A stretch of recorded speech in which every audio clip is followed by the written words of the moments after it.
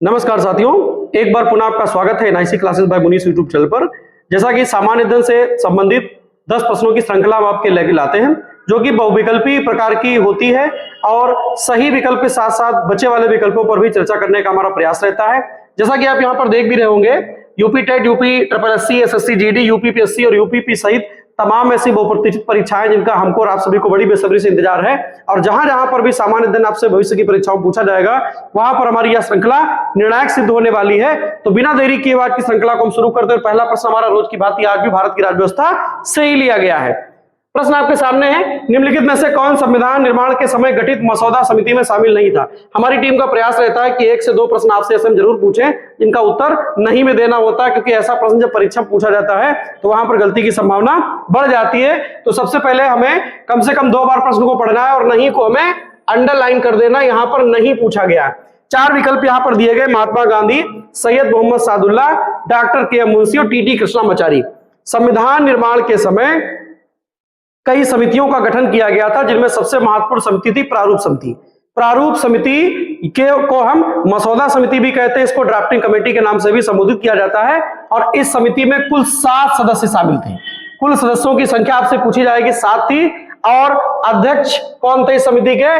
तो अध्यक्ष थे डॉक्टर बी.आर. अम्बेडकर। याद रखिएगा, इस समिति में कुल 7 सदस्य शामिल थे, डॉक्टर बी.आर. अम्बेडकर सहित। तो इस समिति के अध्यक्ष कौन थे? इस समिति के अध्यक्ष थे doctor B R. Ambedkar. Doctor B R. Ambedkar, doctor B R. Ambedkar ji के द्वारा इस समिति की अध्यक्षता की गई थी और महात्मा गांधी इस समिति में शामिल नहीं थे। महात्मा गांधी संविधान निर्माण के समिति गठित किसी भी समिति के सदस्य और अध्यक्ष के रूप में उन्होंने कोई सेवाएं नहीं दी हैं, वह किसी समिति में शामिल नहीं थे। तो मसौदा समिति या ड्राफ्टिंग कमेटी या प्रारूप समिति के अध्यक्ष बी.आर. अम्बेडकर जी थे और डॉक्टर बी.आर. अम्बेडकर सहित कुल सदस्यों की संख्या 7 थी। यह भी नोट करना है कि कुल सदस्यों की संख्या 7 थी। बी.आर. अम्बेडकर अध्यक्षता करते हैं, उनके अलावा कौन कौन व्यक्ति हैं? तो यहां पर हमें 4 विकल्प मिल गए। तो सबसे पहले हम बात करेंगे डॉक्टर बी.आर. अम्बेडकर, ये हो जाते हैं अध्यक्ष, जैसा कि ऊपर लिखा हुआ है। नंबर 1 पर आते हैं। नंबर 2 पर कौन आता है? तो याद रखिएगा, एन गोपाला स्वामी अय्यर। एन गोपाला स्वामी अय्यर, एन गोपाला स्वामी अय्यर, एन गोपाला स्वामी अय्यर। और अगले जो सदस्य हैं जिनका बहुत इंपॉर्टेंट रोल रहा इस समिति में, अल्लादी कृष्णा स्वामी अय्यर। अल्लादी कृष्णा स्वामी अय्यर, अल्लादी कृष्णा स्वामी अय्यर, अय्यर। 4 नंबर पर आते हैं। 4 नंबर पर आते हैं डॉक्टर के एम मुंशी, जैसा कि यहां पर लिखा हुआ है, डॉक्टर के एम मुंशी, डॉक्टर के एम मुंशी, के एम मुंशी। और के एम मुंशी के बाद 5 नंबर पर आते हैं TT Krishnamachari, TT Krishnamachari, T Krishnamachari. और 6 नंबर पर आते हैं, जो कि वरिष्ठतम सदस्यों में उनकी गिनती होती है, सैयद मोहम्मद सादुल्लाह, सैयद मोहम्मद सादुल्लाह, सैयद मोहम्मद सादुल्लाह। और 7वें सदस्य हैं जिन्होंने इस समिति में अपनी सेवाएं दी है, एन माधव राव। ठीक है, एन माधव राव, एन माधव राव।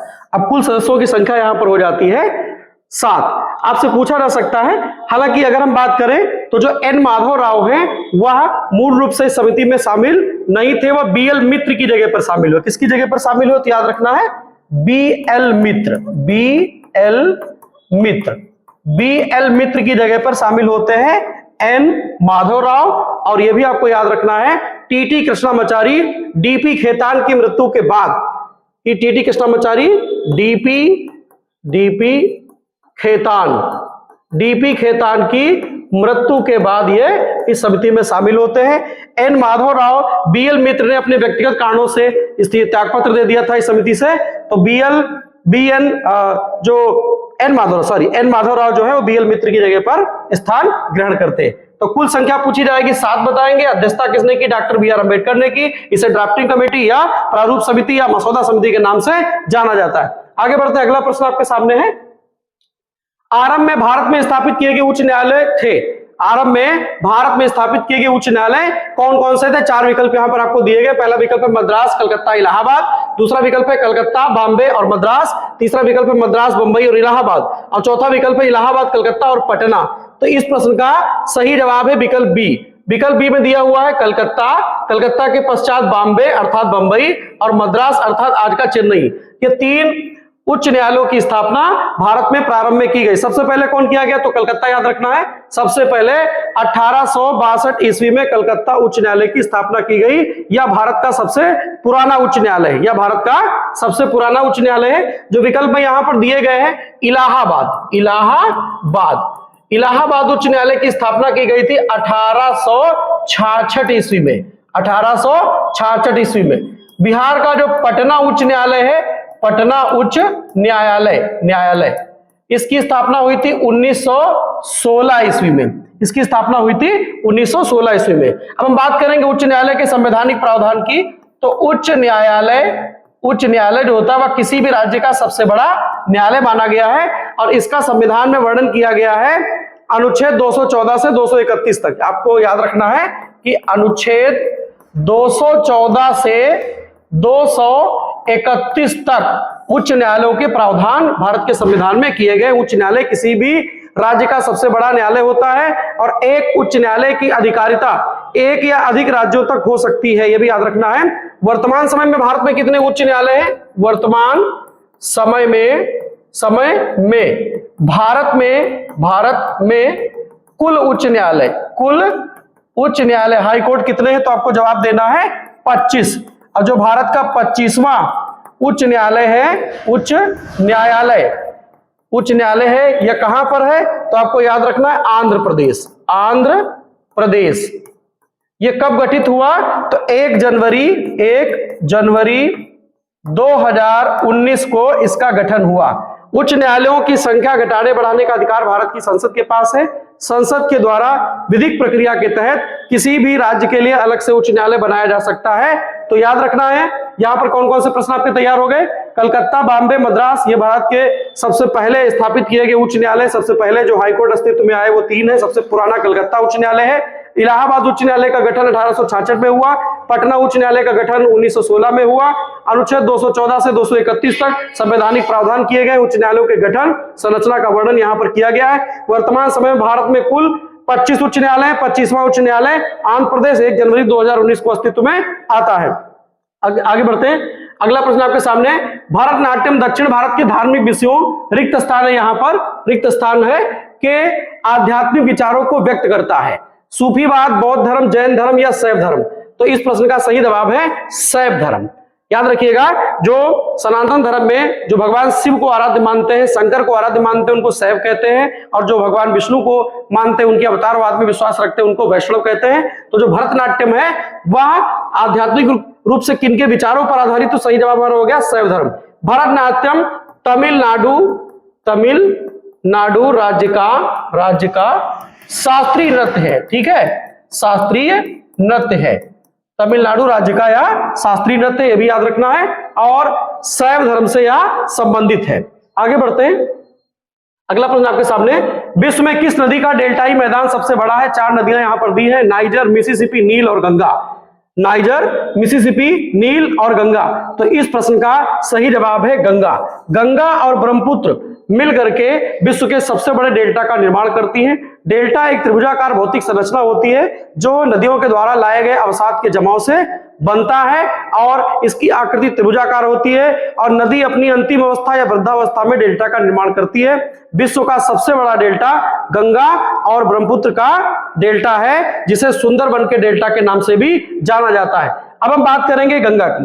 गंगा का उद्गम गंगोत्री ग्लेशियर से होता है, गोमुख नाम के स्थान से उत्तराखंड राज्य से होता है। इसका प्रवाह भारत के 5 राज्यों में है। इसकी कुल लंबाई 2525 किलोमीटर है और भारत का राष्ट्रीय नदी जलमार्ग संख्या 1 गंगा नदी में ही स्थित है, जो उत्तर प्रदेश के प्रयागराज से लेकर के पश्चिम बंगाल के हल्दिया तक 20 किलोमीटर की दूरी पर स्थापित किया गया, यह भी आपको याद रखना है। तो राष्ट्रीय नदी मार्ग संख्या 1 का संबंध भी गंगा नदी से है। गंगा का उद्गम गंगोत्री ग्लेशियर से हुआ है। और यह भी आपको याद रखना है कि उत्तराखंड में पंचप्रयाग है, नंदप्रयाग, देवप्रयाग, कर्णप्रयाग, विष्णुप्रयाग और रुद्रप्रयाग। इन 5 प्रयागों में देवप्रयाग नामक स्थान पर, याद रखिएगा, देवप्रयाग नामक स्थान पर भागीरथी और अलकनंदा के संगम को या संयुक्त धारा को गंगा कहा जाता है। कौन कौन सी नदियां यहां पर मिलती हैं? तो एक तो हो जाएगा कि भागीरथी और अलकनंदा दोनों मिलकर के क्या बनेंगी? तो दोनों मिलकर के बनेंगी गंगा।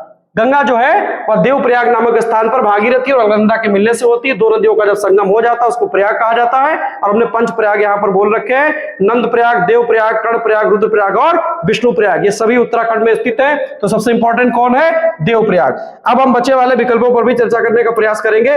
नाइजर, पहले विकल्प के तौर पर नाइजर नदी का नाम यहां पर दिया है। नाइजर गिनी के तट के निकट से निकलने वाली नदी है अफ्रीका महाद्वीप में। और ये कहां से निकलती है?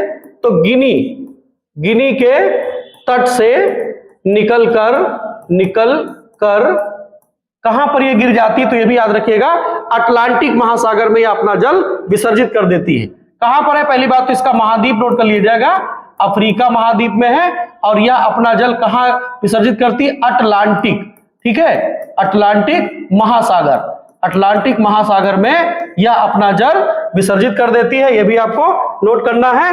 अगले विकल्प में यहां पर दिया मिसिसिपी नदी संयुक्त राज्य अमेरिका में कहां पर है? तो पहली बात इसका महाद्वीप कौन सा हो जाएगा? उत्तरी अमेरिका महाद्वीप हो जाएगा। कंट्री कौन सा हो जाएगा? तो यूएसए हो जाएगा। और यह कहां से निकलती है यह भी याद रखिएगा। तो मिसिसिपी नदी उत्तरी अमेरिका की सबसे बड़ी नदी है जो मिनेसोटा राज्य से निकलती, ठीक है। कौन सा राज्य है? मिनीसेटा राज्य वहां का है, वहां से इसका उद्गम होता है मिनीसेटा राज्य की इटास्का झील से, ठीक है। इटास्का झील से इसका उद्गम होता है और यह मैक्सिको की खाड़ी में जाकर के गिर जाती है, ठीक है। मैक्सिको की खाड़ी में जाकर के अपना जल ये विसर्जित कर देती है। अब तीसरे विकल्प पर यहां पर दिया है नील नदी का उद्गम कहां से? तो पहली बात तो जानेंगे किस महाद्वीप से संबद्ध है। तो इसका महाद्वीप है अफ्रीका। और ये कहां से निकलती है? तो विक्टोरिया नामक झील से निकलती है। और अफ्रीका महाद्वीप के 11 देशों में यह प्रवाहित होती है, 11 देशों में यह प्रवाहित होती है। यह भी आपको नोट कर लेना है कि 11 देशों में यह प्रवाहित होती है। महाद्वीप कौन सा रहेगा? इसका महाद्वीप हो जाएगा अफ्रीका महाद्वीप के 11 देशों में प्रवाहित होती है। और अपना जल कहां गिराती है? तो भूमध्य सागर में अपना जल विसर्जित कर देती है। और यह विश्व की सबसे लंबी नदी है, याद रखिएगा, विश्व की सबसे लंबी नदी आपको नील याद रखना है। और अपवाह तंत्र की दृष्टि से विश्व की सबसे बड़ी नदी आपको याद रखना है दक्षिण अमेरिका महाद्वीप की अमेजन नदी। आगे बढ़ते हैं। गहन कृषि का तात्पर्य है, पहला विकल्प है अधिक भूमि को खेती के अधीन लाना। दूसरा विकल्प है श्रम और पूंजी के उपयोग को अति सीमित करना। तीसरा विकल्प है खेती के तहत दी गई भूमि पर अधिक श्रम और पूंजीगत संसाधनों का उपयोग करना। और चौथा विकल्प है स्थानांतरण कृषि को बढ़ावा देना। तो इस प्रश्न का सही जवाब है विकल्प सी जो दिया है वह इस प्रश्न का सही जवाब है। खेती के तहत दी गई भूमि पर अधिक श्रम और पूंजीगत संसाधनों का अधिक से अधिक उपयोग करने को गहन कृषि कहा जाता है। याद रखिएगा, यहां पर जो अंतिम विकल्प दिया स्थानांतरण कृषि, इसको झूमिंग कृषि भी कहा जाता है। झूमिंग कृषि भी इसे कहा जाता है। जनजाति समुदायों के द्वारा जंगलों को काट करके भूमि को समतल बना करके कृषि की जाती थी। और जैसे ही उर्वरा क्षमता में कमी आती थी, आगे बढ़ करके अन्य स्थान के जंगलों को काट करके भूमि को समतल बना करके कृषि योग्य बनाने को झूमिंग कृषि कहा जाता है। आगे बढ़ते, अगला प्रश्न आपके सामने है, राजकोषीय घाटे की परिभाषा क्या है? पहला विकल्प यहां पर दिया हुआ है। पहला विकल्प है अप्रत्याशित मुद्रास्फीति में वृद्धि और मुद्रा की प्रत्याशित मूल्य वृद्धि। दूसरा विकल्प है प्रत्याशित मुद्रास्फीति में कमी और मुद्रा की प्रत्याशित मूल्य वृद्धि। तीसरा विकल्प है भारतीय अर्थव्यवस्था में मुद्रास्फीति में वृद्धि। और चौथा विकल्प दिया है कर्ज या ऋण को छोड़कर कुल प्राप्तियों की तुलना में कुल व्यय की अधिकता। तो इस प्रश्न का सही जवाब है कि विकल्प नंबर जो डी, चौथा विकल्प यहां पर है वो सही है। कर्ज या ऋण को छोड़कर कुल प्राप्तियों की तुलना में कुल व्यय की अधिकता को राजकोषीय घाटा कहा जाता है। अगला प्रश्न आपके सामने, पृष्ठ तनाव किसके कारण उत्पन्न होता है? पहला विकल्प है अणुओं के मध्य आसंजक बल के कारण, दूसरा विकल्प है अणुओं के मध्य ससंजक बल के कारण, और तीसरा है अणुओं के मध्य गुरुत्व बल के कारण, चौथा है अणुओं के मध्य विद्युत बल के कारण। तो इस प्रश्न का सही जवाब है अणुओं के मध्य ससंजक बल के परिणाम स्वरूप पृष्ठीय तनाव उत्पन्न होता है। पृष्ठीय तनाव जो है वह उत्पन्न होता है, यह भी आपको याद रखना है।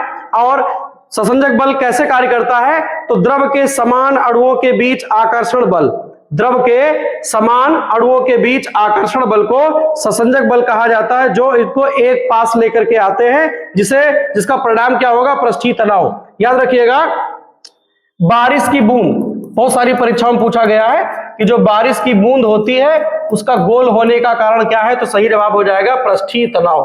पृष्ठीय तनाव के कारण बारिश की बूंद गोल हो जाती है।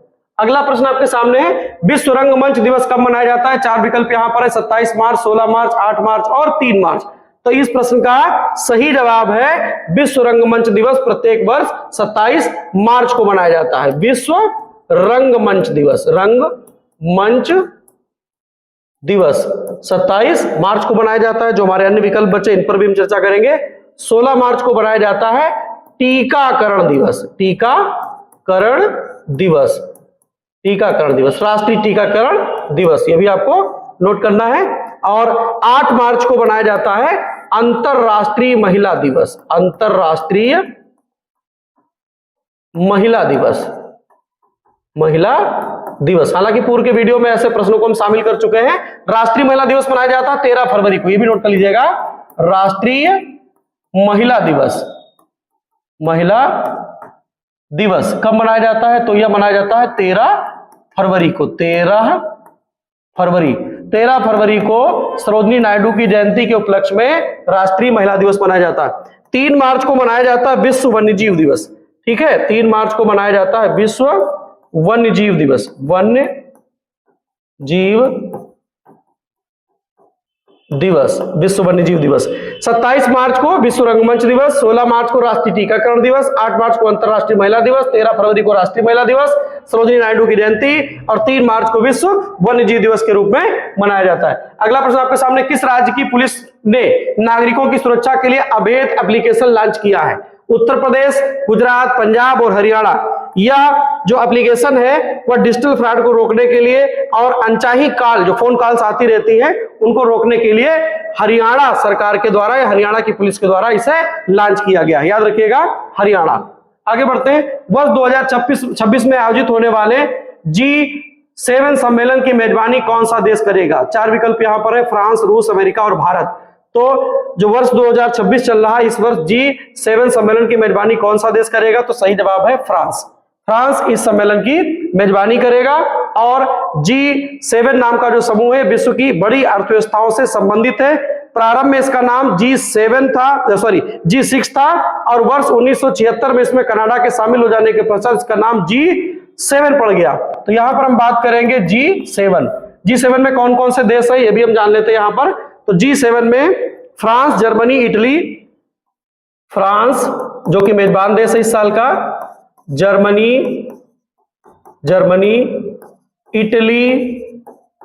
इटली भी इसमें शामिल है, और कनाडा, अमेरिका का मतलब यहां पर संयुक्त राज्य अमेरिका से है। 6 नंबर पर इसमें आएगा जापान, ठीक है, जापान इसमें शामिल है।